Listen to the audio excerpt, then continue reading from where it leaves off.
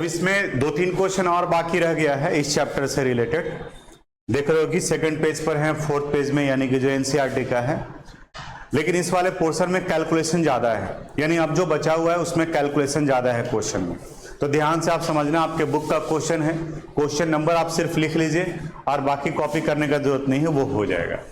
यहां करा है 0.6 मिलीलीटर ऑफ एसिटिक एसिड। सुनो ध्यान से, यहाँ कैलकुलेशन बहुत ज्यादा है, यानी अगर ये क्वेश्चन एग्जामिनेशन में आ गया तो मान के चलो कि 15 मिनट का टाइम जाना ही जाना है आपका, ठीक है, इतना है डाटा। देखो 0.6 millilitre of acetic acid having density 1.06 gram per milliliter is dissolved in 1 liter of water. The depression in freezing point observed for this strength of acid was 0.0205 degree Celsius. Calculate the Van 't Hoff factor and the dissociation constant of acid. जो पिछले class में question पूछे थे वही फिर पूछ रहे हैं। आप बताओ यहाँ पर एसोसिएशन हो रहा है या डिसोसिएशन? डिसोसिएशन, ठीक है। दूसरा सवाल, कंप्लीट डिसोसिएशन या पार्शियल? पिछले क्लास में क्या बताए थे? डिसोसिएशन और एसोसिएशन तो पता चल गया क्योंकि यहां पर लिखा हुआ है डिसोसिएशन। फिर बताए कि पार्शियल कैसे पता चलेगा?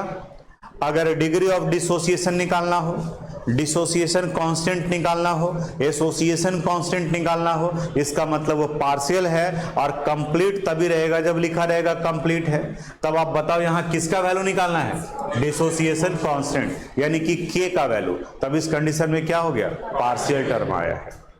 तो ये सब छोटा छोटा बात आप याद रखिएगा तो ठीक है, नहीं तो फिर आगे क्वेश्चन में जो फंस जाइएगा। अब देखो यहाँ कैलकुलेशन कैसे बढ़ गया, जो 0.6 मिलीलीटर ऑफ एसिटिक एसिड। अभी तक सॉल्यूट का मास दिया रहता था, लेकिन यहां पर सॉल्यूट का क्या दिया हुआ है? वॉल्यूम दिया हुआ है, और साथ में इस सॉल्यूट का डेंसिटी दिया हुआ है। तो एक स्टेप आपका यहीं बढ़ा दिया। और कैलकुलेशन भी देखिए कि कितना दिया हुआ है, टफ ही है, आसान नहीं है। यहां पर लिखेंगे हम लोग अकॉर्डिंग टू क्वेश्चन। बोर्ड पर देखो, क्योंकि फाइनल काम आपको करना होगा। Volume of acetic acid CH3COOH, बताओ कितना दिया हुआ है? 0.6 मिलीलीटर। आप बताओ क्वेश्चन पढ़ करके डेंसिटी ऑफ एसिटिक एसिड कितना दिया हुआ है? 1.06 ग्राम पर मिलीलीटर। अब यहां से हम लोग मास ऑफ एसिटिक एसिड निकाल सकते हैं, जिन्हें WB कहा जाता है। बताओ formula, density is equal to mass by volume. तो mass would be equal to density into volume, यानी 1.06 इंटू 0.6। मल्टीप्लाई कर देते हैं इसको, 1.06 इंटू 0.6, ये वैल्यू आएगा 0.636 ग्राम। 0.636 ग्राम, ये किसका वैल्यू निकला? WB का। अब चूंकि फार्मूला पता है तो इसका हम लोग मोलर मास निकाल सकते हैं। मोलर मास यानी किसका वैल्यू? MB का। किसका निकाल रहे हैं हम लोग? एसिटिक एसिड, यानी CH3COOH। इसका वैल्यू कैलकुलेट करने पर आ जाएगा 60 ग्राम पर मोल। दो पार्ट निकल गया, एक WB निकल गया, दूसरा क्या निकल गया? MB। अब आगे पढ़ते हैं। Is dissolved in 1 litre of water, यानी वाटर का यहां पर वॉल्यूम दिया हुआ है। वॉल्यूम ऑफ H2O, यानी सॉल्वेंट 1 लीटर। 1 लीटर का मतलब कितना? 1000 मिलीलीटर। आपको पता है डेंसिटी ऑफ H2O कितना होता है? 1 ग्राम पर मिलीलीटर। तो इसलिए यहां पर अगर हम लोग मास ऑफ H2O, यानी सॉल्वेंट, जिसे WA कहा जाएगा, ये वैल्यू आ जाएगा 1 इंटू 1000, इट मीन्स 1000 ग्राम। बोलो ये क्लियर है? यहां पर सॉल्वेंट का मास निकाल लिए। अब हर चीज में यहां कैलकुलेशन जानबूझ करके जितना हो सकता था कोशिश किया है। मास नहीं दिया है, वॉल्यूम दे दिया है। हालांकि एक जगह पे हेल्प भी मिलेगा आगे देखते हैं। The depression in freezing point observed for this strength of solution is 0.0205 degree Celsius. Delta TF का वैल्यू है 0.0205 डिग्री सेल्सियस। इसी को केल्विन भी लिख सकते हैं, 0205 केल्विन। कैलकुलेट इट्स वांटो फैक्टर, यानी आपको किसका वैल्यू निकालना है, आई का, एंड द डिसोसिएशन कांस्टेंट, और किसका वैल्यू, के का, आई का और के का। अब यहां पर डिसोसिएशन हो रहा है एसिटिक एसिड का, CH3COOH, ये डिसोसिएट करता है एज CH3COO- और प्लस H+। तो देखो 1 मॉलिक्यूल था और ये 2 आयन में कन्वर्ट कर रहा है, तो N का वैल्यू यहां कितना हो गया, 2। बताए थे कि अगर कंप्लीट हो रहा है तो वो I का वैल्यू, और अगर पार्शियल हो रहा है तो वो N का वैल्यू। अब यहां पर KF का वैल्यू नहीं दिया हुआ है, KF का वैल्यू एनसीईआरटी में पहले ही बताए थे, आपको एनसीईआरटी देख करके लिखना होगा। आई थिंक एग्जामिनेशन में ये क्वेश्चन में दिया रहेगा KF का value, KF 1.86 kelvin kilogram mole inverse. अब यहां के बाद में आ जाते हैं हम लोग अपने फार्मूला पर, delta TF equal to I into KF into M, और delta TF would be equal to I into KF into WB into 1000 divided by MB into WA। बताओ किसका वैल्यू निकालना है, I का। I would be equal to delta TF into MB into WA divided by KF into WB into 1000। अब delta TF का value, delta TF देखो कितना है, 0.0205, तो यहां लिख दिए 0.0205 इंटू MB का वैल्यू 60, WA का वैल्यू ये निकाल चुके हैं, WA कितना है 1000 gram into 1000 divided by KF का वैल्यू 1.86, WB का वैल्यू देखो WB 0.636, 0.636 इंटू क्या करेंगे 1000। बताओ I का वैल्यू निकल जाएगा, और जब I का वैल्यू निकल जाएगा तब इसके आगे का काम आपको करना है। Alpha is equal to relation क्या हो जाएगा, I-1 बाई N-1। N का वैल्यू ऑलरेडी निकाल चुके हैं, कितना है 2, इसको यहां पुट करेंगे, ये निकल जाएगा। अब इसके बाद K के निकालने के लिए आपको पहले C निकालना होगा। C यानी कि क्या होता है, मोलरिटी, और मोलरिटी का फॉर्मूला क्या है, WB into 1000 divided by MB into V, volume of solution. ठीक है, तो WB भी पता है, MB भी पता है, V भी पता है, तो C निकल जाएगा। और जब ये निकल जाएगा तब फिर थर्ड वाले स्टेप में K would be equal to C into alpha square by 1 minus alpha. ये इतना काम करना पड़ेगा। और देख रहे हैं कि यहाँ तो कैलकुलेटर यूज कर रहे हैं हम लोग, और मैनुअली करना पड़ेगा तो कितना ज्यादा कैलकुलेशन होगा। और ये आपके बुक में बना हुआ एग्जाम्पल का क्वेश्चन है, यानी कि हर एक स्टेप में आपको पता चलेगा कि हाँ इस जगह पे मेरा कहीं गड़बड़ा तो नहीं रहा है, इस जगह पर कहीं हम मिस्टेक तो नहीं किए। तो समझने वाला बात था यहाँ पर स्टार्टिंग में कि इस जगह पर इनका वॉल्यूम दिया हुआ है, डेंसिटी दिया हुआ है, तो मास निकाल लिए, उसी तरह से वहां पर भी नोट कर लीजिए इसको। इस जगह पर इन सारे पार्ट का वैल्यू अगर हम लोग रखेंगे, ये वैल्यू 1.04, और अब यहां से अल्फा का वैल्यू निकालो, alpha is equal to I-1 by N-1, यानी 1.04 -1 डिवाइडेड बाई 2 - 1 0.04, यानी 0.0397 की जगह पर ये 0.04, राउंडिंग ऑफ कर दी। तो पहला पार्ट अल्फा तो निकल गया। अब C यानी कि मोलरिटी निकालना है। अब मोलरिटी के लिए फॉर्मूला है WB into 1000 divided by MB into V। Volume किसका है, सॉल्यूशन का।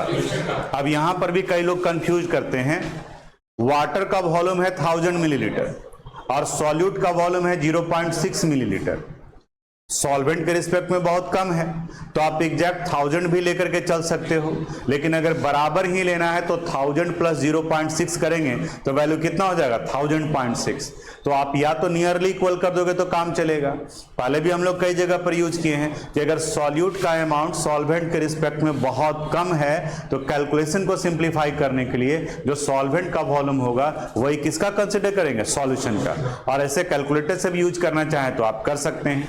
तो यहां पर WB आप बताओ, आपकी कॉपी में लिखा हुआ है कितना वैल्यू है WB का, 0.636 इंटू 1000 डिवाइडेड बाई MB का वैल्यू 60 इंटू, हम यहां पर ऐसे कर दे रहे हैं ताकि आपको याद रहे, 1000 plus 0.6 it would be nearly equal to, बोलो 0. अच्छा 0.636 इंटू 1000 डिवाइडेड बाई 60 इंटू 1000। देखो अब यहां पर हमने क्या किया, नियरली इक्वल डाल दिया। अब ये रहेगा तो तुम कंफ्यूज नहीं करोगे, ये सॉल्वेंट हो गया और ये क्या हो गया, सॉल्यूट। तो सॉल्यूशन का ही वॉल्यूम लेते हैं। अब ये 1000 कैंसिल हो गया, यानी बचा क्या 0.636 डिवाइडेड बाई 60।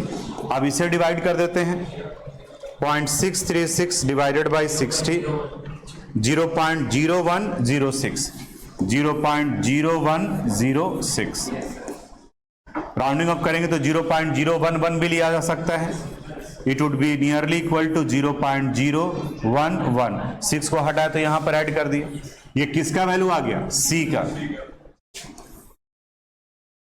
अब K is equal to C into alpha square by 1 minus alpha. C का वैल्यू 0.011 इंटू अल्फा की जगह पर कितना वैल्यू लेंगे, 0.04 का स्क्वायर हो गया डिवाइडेड बाई 1 माइनस 0.04। सोल्व हो जाएगा। आपके बुक में दिया हुआ है 1.76 into 10 to the power -5। Equal नहीं, नियरली इक्वल आएगा, उतना राउंडिंग ऑफ करने के बाद में आएगा। नोट देखो, ये क्वेश्चन है एक्सरसाइज 2.33 का, टॉपिक एबनॉर्मल मोलर मास से रिलेटेड जो था वो हुआ। अब यहां पर देखो, यहां क्या कर रहा है, जो अभी वो एग्जाम्पल का दोनों क्वेश्चन सोल्व किए और ये क्वेश्चन एक्सरसाइज का है। आप बताओ, यहां पर क्वेश्चन पढ़ने के बाद में डिसोसिएशन हो रहा है या एसोसिएशन, क्या हो रहा है, ठीक है। दूसरा सवाल, यहां कंप्लीट हो रहा है या पार्शियल, कैसे पता चला, डिसोसिएशन कांस्टेंट दिया हुआ है। तो इसके पहले वाले में एसिटिक एसिड था और इस जगह जो क्वेश्चन दिया हुआ है वो फ्लोरोएसिटिक एसिड है, यानी आप इसे कह सकते हो 2-फ्लोरोइथेनोइक एसिड भी इनका दिया हुआ है। तो हम चाह रहे हैं कि कम से कम पहले आप जो है वो 2 मिनट इनका डाटा वगैरह सेपरेट कीजिए, उसके बाद में फिर हम बताते हैं। सब लोग देखो, 19.5 ग्राम यानी WB का वैल्यू दिया हुआ है 19.5 ग्राम।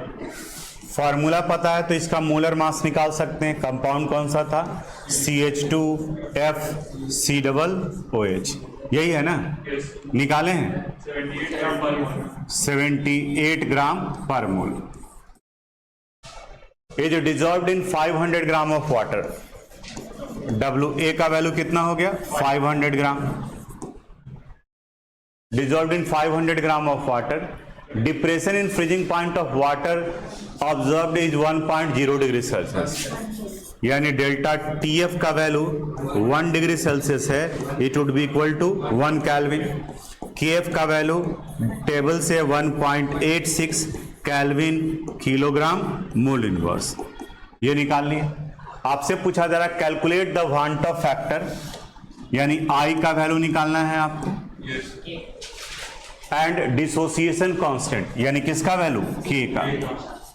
तो पहले I निकाल लेते हैं, delta TF is equal to I into KF into WB into 1000 divided by MB into WA. Therefore, I would be equal to delta TF into MB into WA divided by KF into WB into 1000. अब value बताओगे, board sign कर रहा है इसलिए हमें दिक्कत होता है। डेल्टा TF का वैल्यू कितना है? 1 into 78 into 500 divided by KF 1.86 into कितना? 19.5 इंटू 1000। सॉल्व किए हैं क्या? कर देते हैं। 78 इंटू 500 डिवाइडेड बाई 1.86 19.5 एंड 1000। ये वैल्यू आ रहा है 1.0752 यानी 1.08 नियरली इक्वल कर दिए 1.08। ये किसका वैल्यू आ गया? आई का। अब यहां पर देखो ये डिसोसिएट कर रहा है यानी कि टूट रहा है, तो देखो यहां पर इनको आयोनाइज करेंगे। CH2FCOOH इनका जब डिसोसिएशन कराएंगे,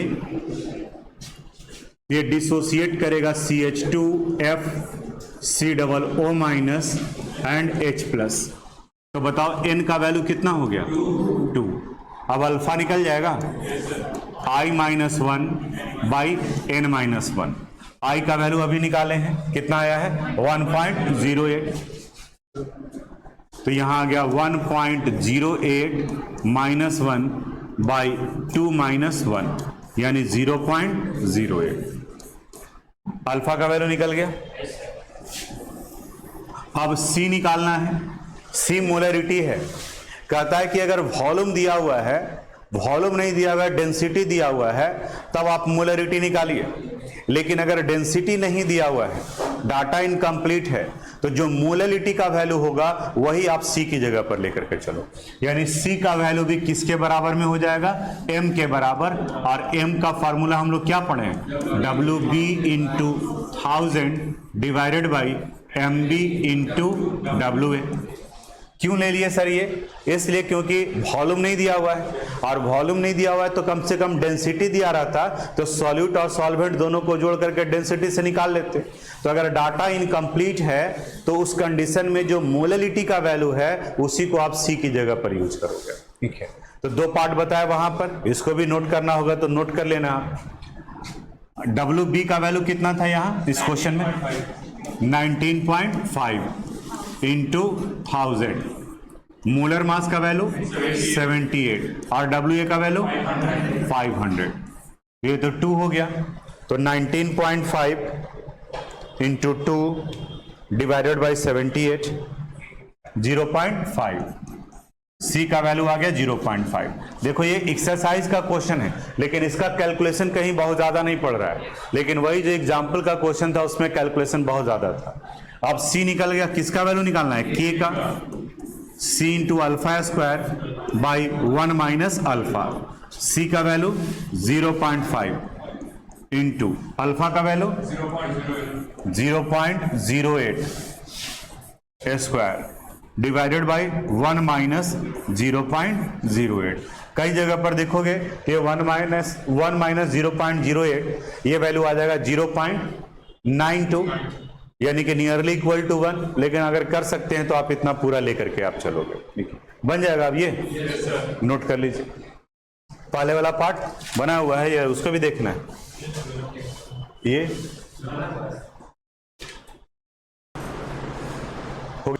लिखे तो नोट में under the heading of note लिखो first point,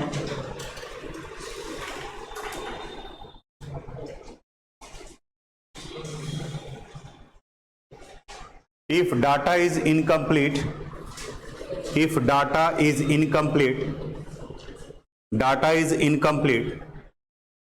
like density is not given, like density is not given, then in such condition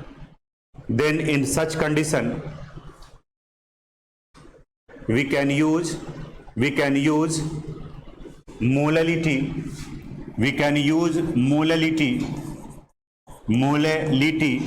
bracket में लिख दो ना small m, in place of molarity, bracket में लिख देना C और कैपिटल M। मोलरिटी को कैपिटल C से भी रिप्रेजेंट किया जाता है, C और M। ठीक है, तुम जो नोट करे तो उसको भी लिखवा देते हैं, लिखे। If we have to determine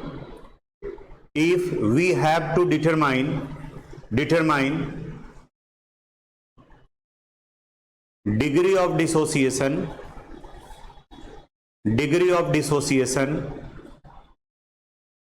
bracket में लिखना alpha, dissociation constant,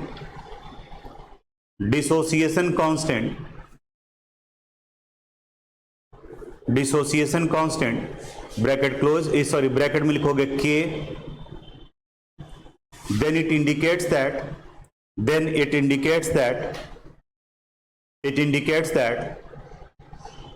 the dissociation is partial,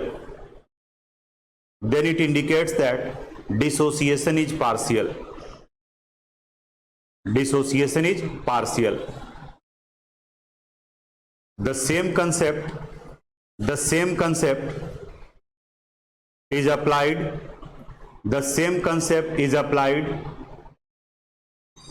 in the case of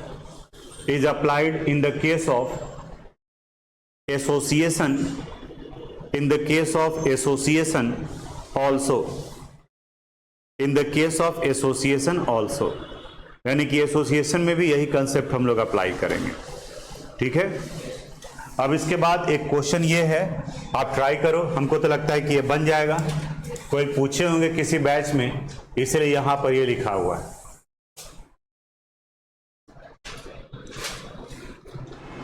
यहां पर इस बार एसिड का डिसोसिएशन कांस्टेंट दिया हुआ है, अभी तक वो निकालना रहता था, तो रिवर्स चलना पड़ेगा। और क्वेश्चन में यहां पर भी कहीं वॉल्यूम नहीं दिया हुआ है, 250 ग्राम वाटर दिया हुआ है, तो इसका मतलब यहां पर भी जो मोलरिटी होगा वही किसकी जगह पर लेंगे, सी की जगह पर लेंगे, मोलरिटी की जगह पर वही पार्ट लेंगे। तो अब यहां देखो, सबसे पहले डाटा सेपरेट कर लेते हैं हम लोग, क्या क्या दिया हुआ है। अकॉर्डिंग टू क्वेश्चन WB का वैल्यू बताओ कितना है, WB का वैल्यू 10 ग्राम, MB का वैल्यू फार्मूला दिया हुआ है, मोलर मास का वैल्यू आ गया 122.5 ग्राम पर मोल। बताओ तो सॉल्वेंट भी दिया हुआ है क्या, WA कितना है 250 ग्राम, तो बताओ यहां से M का वैल्यू निकल जाएगा, WB इंटू 1000, बोर्ड पर देखो, divided by MB into WA। अब वैल्यू ऐड करते हैं, WB का value 10 into 1000 divided by molar mass 122.5 और WA का वैल्यू 250। ये 250 तो 4 टाइम्स, तो 4 इंटू 10 यानी 40 डिवाइडेड बाई 122.5, ये वैल्यू आ गया 0.326 मोल पर किलोग्राम। देखिएगा अगर कहीं मिस्टेक होगा तो बताइएगा। ये किसका वैल्यू निकला, M का। अब देखो यहां पर K का वैल्यू दिया हुआ है, कितना दिया हुआ है 1.4 into 10 to the power -3। K is equal to formula होता है C into alpha square by 1 minus alpha, और इसी को हम लोग K would be nearly equal to C into alpha square भी लिखा जाता है। तो यहां से देखो तो अगर अल्फा का वैल्यू निकालना होगा तो K divided by C under root आ जाएगा कैलकुलेशन आसान करने के लिए। अब देखो तो k का वैल्यू कितना है 1.4 इंटू 10 टू द पावर -3 और C मोलरिटी की जगह पर यूज करेंगे कितना वैल्यू 0.326 अल्फा निकलेगा यहां से। और जब अल्फा निकलेगा तो अब नेक्स्ट स्टेप में ये बताओ तो केमिकल सब्सटेंस का फॉर्मूला क्या था, याद है CH3 CHCl COOH। ये आयोनाइज करेगा CH3 CH2 CH Cl COO minus and H plus में। तो यहां N का वैल्यू बताओ कितना हो गया 2। Now alpha is equal to I-1 by N-1। अल्फा का वैल्यू निकल गया वहां से, N का वैल्यू दिया हुआ है, किसका वैल्यू निकल जाएगा I, यानी यहां से आप I का वैल्यू निकालोगे और इसके बाद में फिर यूज करना पड़ेगा delta TF would be equal to I into KF into M। अब ऑलरेडी हम लोग M निकाल चुके हैं, यहां पर ये निकला है M का वैल्यू 0.326, उसको वहां पर पुट कर देंगे निकल जाएगा। तो कैलकुलेशन तो है, इस तरह का अगर क्वेश्चन देगा तो वो डिफिकल्टी लेवल वाले में आएगा, यानी कि आपको कैलकुलेशन करने में टाइम लगेगा और पेशेंस के साथ करना होगा। नोट कर लीजिए, फाइनल कैलकुलेशन कीजिएगा। अब इसके बाद में ये चैप्टर आज कंप्लीट हो रहा है। नेक्स्ट क्लास में हम लोग एक नया चैप्टर स्टार्ट करेंगे, electrochemistry. Thanks for watching this video.